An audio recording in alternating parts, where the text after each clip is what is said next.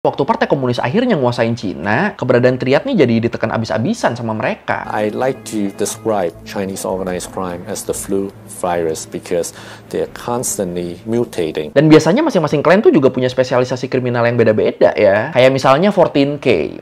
Udah lama nih ya kita nggak bahas gangster-gangsteran. Terakhir tuh bahas apa ya? Aduh, sumpah lupa lagi gue. Gagal marketing. Ya pokoknya sekarang gue mau bahas salah satu gangster paling terkenal di Asia nih, khususnya di Cina. Buat yang doyan gangster-gangster gini pasti tahu nih, Triad, salah satu kelompok kriminal paling berpengaruh di dunia. Ini Triad yang gangster ya, bukan yang bandnya Ahmad Dhani, bukan. Dan gilanya ternyata Triad ini sejarahnya tuh panjang banget loh. Bahkan bisa ditelusurin sampai ke zaman Kekaisaran Cina. Ini kan berarti tua banget dong ya. Tapi, yaudah kalau gitu langsung aja kita bahas sejarah Triad, gangster legendaris Cina yang udah bertahan ratusan tahun. Gimana caranya nih mereka bisa masih eksis sampai sekarang? Di Learning by Googling. Jadi Triad, atau kalau di bahasa Mandarin disebut Tetusan Hihui, yang artinya kurang lebih 3 serangkai, mereka ini adalah organisasi kriminal transnasional yang beroperasi di Cina, khususnya di kota Shanghai sama ya Hong Kong sekarang. Ini mungkin kalau lu suka nonton film-film action yang settingnya di Cina, Triad tuh kan sering digambarin sebagai kelompok penjahat yang kuat dan terorganisir banget ya. Ya mirip-mirip Yakuza sama mafioso lah. Paling bedanya ternyata kalau kita bandingin sama kelompok-kelompok kriminal lain, kayak kartel Meksiko misalnya, yang udah pernah kita bahas juga, kalau dibanding itu, Triad nih punya sejarah yang panjang banget ke belakang. Bahkan bisa ditelusurin sampai ke era dinasti Qing di sekitar abad ke-18 sampai 19. Jauh juga ya sejarahnya ya. Jadi zaman dulunya Triad ini tuh sering banget dikaitin sama Tian Di Hui atau Heaven and Earth Society. Apaan tuh Tian Di Hui? Kalau menurut David Onbai, profesor studi Asia Timur di University of Montreal, dia bilang Tian Di Hui ini tuh kayak semacam kelompok persaudaraan sekaligus sekte keagamaan rahasia yang merupakan bagian dari sekte Teratai Putih. Sekte Teratai Putih sendiri, buat yang mungkin belum tahu, mereka ini adalah aliran keagamaan sekaligus organisasi politik loyalis dinasti Ming dulu. Nah, Tian Di Hui diperkirakan pertama kali muncul tuh di tahun 1760-an, dan waktu pertama kali dibentuk, organisasi ini tuh fokus buat ngasih bantuan dan perlindungan ke masyarakat Cina. Jadi waktu itu nggak ada kepikiran tuh mereka bakal jadi gangster, nggak ada kepikiran mereka bakal jadi organisasi kriminal. Bener-bener tujuannya buat ngasih bantuan sama perlindungan ke masyarakat Cina. Tujuan awalnya mulia ya berarti ya. Today's Chinese underworld is made up of hundreds of different criminal organizations, but its roots can be traced back to just one, an ancient brotherhood called the Heaven and Earth Association, better known to Westerners as the Triads. Ya, jadi kalau menurut Kings and General, waktu dinasti Qing berkuasa, di beberapa daerah, kayak di Fujian misalnya, waktu itu tuh sering banget terjadi konflik antar klan. Dan akhirnya ini bikin rakyat di sana tuh jadi menderita. Nah, buat ngelindungin masyarakat dari ancaman konflik-konflik model gini, beberapa keluarga akhirnya mutusin buat kerjasama, buat saling ngasih perlindungan. Dan dari situlah akhirnya kelompok-kelompok persaudaraan jadi banyak bermunculan. Setelah mereka ngelihat banyak bermunculannya aliansi-aliansi keluarga di Cina, di tahun 1640-an, dinasti Qing mutusin buat ngelarang pembentukan kelompok persaudaraan. Apalagi buat mereka yang ada hubungannya sama loyalis Ming. Makanya waktu Tian Di Hui dibentuk 1 abad setelahnya, mereka tuh mutusin buat ngejalanin organisasi ini secara rahasia. Ya, soalnya kan peraturan larangannya udah ada kurang lebih 100 tahun ya. Jadi nggak mungkin kan mereka tiba-tiba, "Hei, kami kelompok persaudaraan yang baru." Nggak mungkin gitu kan, bisa langsung dihabisin tuh sama dinasti Qing. Nah, karena dinasti Qing sendiri dinilai waktu itu makin semena-mena, akhirnya ini bikin kelompok Tian Di Hui mutusin buat gabung ke kelompok anti dinasti Qing. Dan dari situlah mereka nih mulai terlibat sama berbagai pergerakan politik buat ngegulingin dinasti Qing. Kalau mungkin lo ingat sama video kita yang ngebahas Boxer Rebellion sama pemberontakan orang yang ngerasa adiknya Yesus, nah itu dipercaya si Tian Di Hui itu ikut punya andil di situ. Terus selain itu dalam perkembangannya, Tian Di Hui ini tuh juga punya jasa besar buat sosok pendiri Cina modern, Sun Yat-sen. Iya, jadi ternyata Tian Di Hui itu dulu jadi kelompok yang ngebantu Sun Yat-sen buat bisa pergi ke luar negeri dan nyari pendanaan buat perjuangannya ngediriin Republik Cina. Ini kan berarti besar ya kontribusinya Tian Di Hui ini ya. Symbol of all protest was Sun Yat-sen, who called on China to slay the dragon of imperialism. Slowly, through the early 1920s, Sun Yat-sen had somehow built a government. Tapi sayangnya, abis dinasti Qing berhasil digulingin di tahun 1911, abis itu kelompok Tian Dihui yang membernya tuh udah makin banyak dan gak terorganisir dengan baik, mereka nih akhirnya malah jadi kepecah jadi beberapa golongan. Dan sayangnya lagi, setelah kelompok ini pecah, anggota Tian Dihui yang sebelumnya banyak dapat dana dari orang-orang lokal karena jasa-jasa mereka dulu, itu setelah revolusi tuh mereka malah jadi kayak kehilangan arah gitu, malah nggak tahu mau ngapain nih. Apalagi tujuan mereka buat lepas dari dinasti Qing kan udah tercapai, main goalnya udah kelar nih, dan akhirnya jadi bingung tuh mau ngapain lagi abis itu. Dan karena dirasa nyari duit tuh makin lama makin susah, akhirnya disinilah beberapa dari mereka mutusin buat jadi kelompok kriminal. Jadi gangster aja lah, udahlah nggak apa-apa lah, daripada nggak punya duit kita, mikirnya ya semacam itu. Dan ya udah, kelompok inilah yang akhirnya dikenal sebagai Triad. Nah, Triad ini waktu mereka masih bersatu di Tian Dihui, mereka tuh kan deket banget ya sama Sun Yat-sen. Dan ya otomatis berarti mereka deket juga sama Kuomintang, deket juga tuh sama Partai Nasionalis Cina. Makanya waktu di Cina lagi heboh perselisihan antara Kuomintang sama Partai Komunis Cina, Kuomintang tuh sering banget pakai jasa Triad buat jadi tukang pukul. Mukulin orang-orang dari kubu komunis. Jadi ya dari sini kelihatan ya, semua karir tuh emang dimulainya dari bawah loh. Sebelum Triad tuh kayak kita kenal sekarang, mereka nyelundupin senjata, obat-obatan, dan segala macem.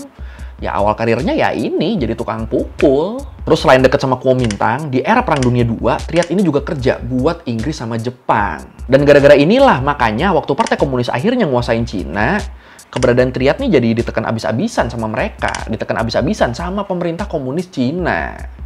Karena ya udah kan dulu ngabdinya ke nasionalis, ke oposisi, sempat kerja juga buat penjajah. Jadi ya nggak ada alasan buat disupport ini. Makanya jadinya sekalinya negaranya udah benar-benar dipegang sama komunis, benar-benar ditekan lah di sini Triad, lewat berbagai aturan yang membatasi pergerakan geng-geng kriminal. Ya ini bisa dibilang derita salah pilih kubu gak sih kalau begini? But the origins of the Chinese underworld can be traced to one in particular. A secret criminal syndicate with a mysterious mythical past. The Triads. Nah, posisi Triad yang waktu itu udah terdesak banget di Cina daratan ini, akhirnya tuh bikin mereka ngumpul di wilayah Hong Kong. Ya, soalnya kayak yang kita tahu, walaupun jadi bagian dari Cina, tapi Hong Kong kan waktu itu ada di bawah pengaruh Inggris ya. Mulai dari situ, kelompok Triad ini ngebentuk jaringan yang lebih kuat, sampai akhirnya mereka berhasil ngebangun kerajaan bisnis haram di Hong Kong.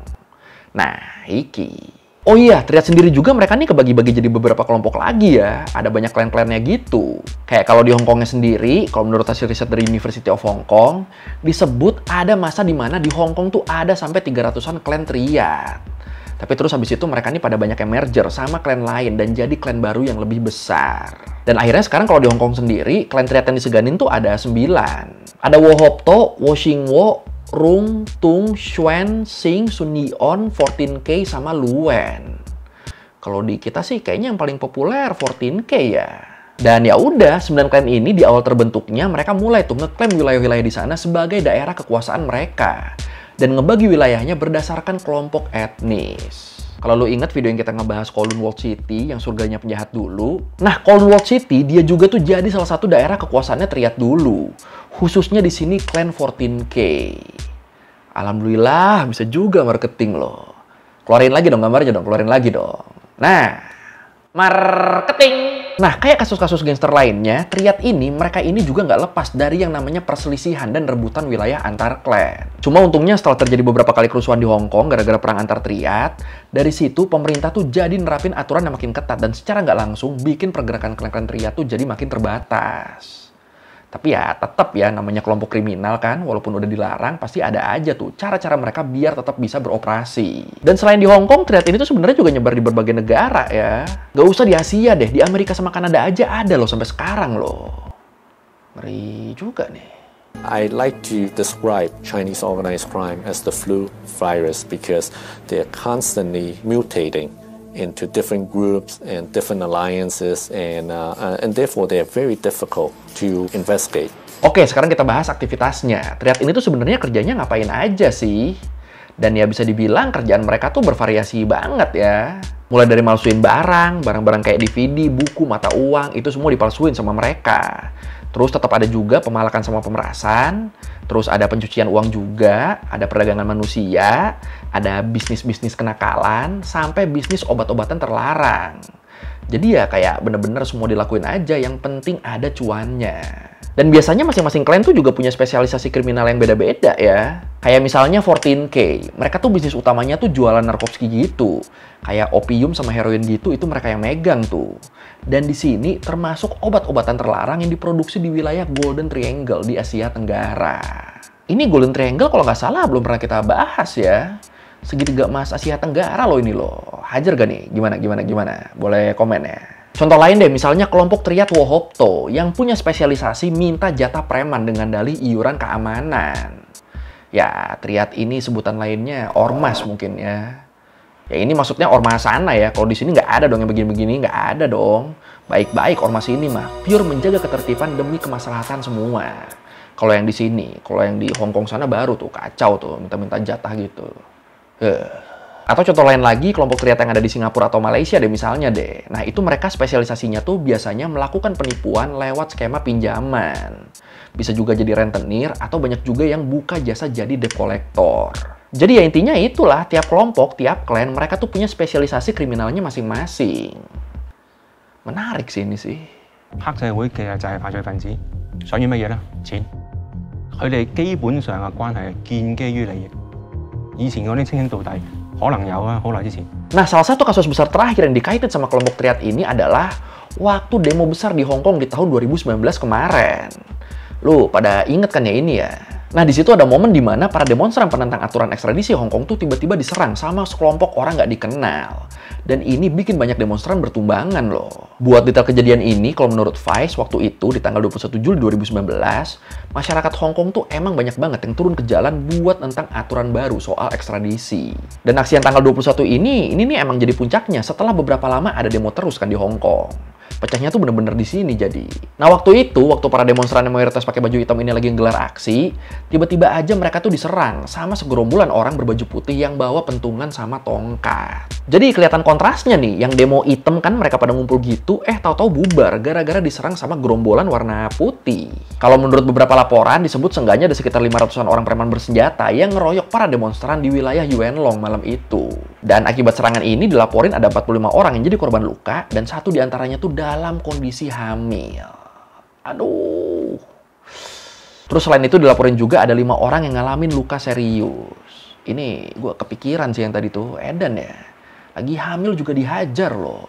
所以呢場示威又好特別係721，其實就係揭露咗呢一個真相出嚟。香港人，我哋自己嘅權利，我哋嘅人身安全其實從來都係冇保障。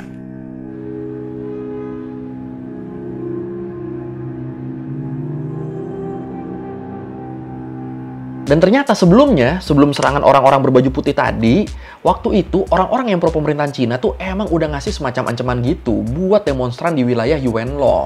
Mereka nge-framing seakan-akan masyarakat Yuen Long tuh pada nggak suka sama kelompok kontra ekstradisi, pada nggak suka sama pendemo, di framingnya begitu. Kenapa di framing begitu? Biar seolah-olah orang-orang baju putih yang muncul dan mukulin para pendemo ini tuh pure dari masyarakat kebanyakan yang emang udah muak ngelihat demo.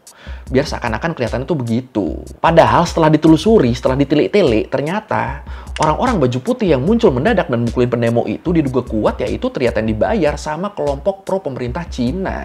Apalagi terus fakta di lapangannya di malam itu, polisi tuh datang ke lokasi pengeroyokannya itu telat loh. Polisi tuh baru datang beberapa menit setelah kelompok berbaju putih ini ngebubarin diri dan ninggalin lokasi.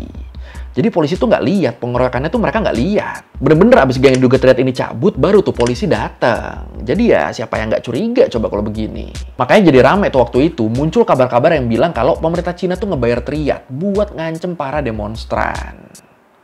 Gila juga ya kalau bener begitu ya. Tapi kalau menurut lu sendiri gimana nih? Apakah ini tuh beneran ulahnya Triad atau ya ini beneran masyarakat di situ aja yang nggak setuju sama aksi demo?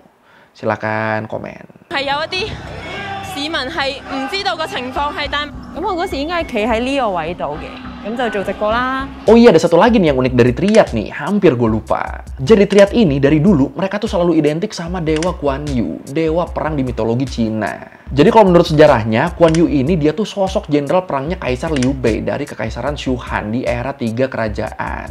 Waktu itu Guan Yu dia tuh dikenal sebagai jenderal yang setia banget sama Kaisar Liu Bei yang sekaligus juga kakaknya. Bahkan saking setianya, dia tuh sampai ngerelain nyawanya demi ngelindungin Kaisar. Dan berkat itulah akhirnya Guan Yu jadi simbol kesetiaan sekaligus dipuja sebagai dewa perang. Nah, di Triad kalau lagi ada upacara penerimaan anggota baru, setiap calon anggota Triad tuh bakal diharusin ngucapin sumpah setia di hadapan arca Guan Yu.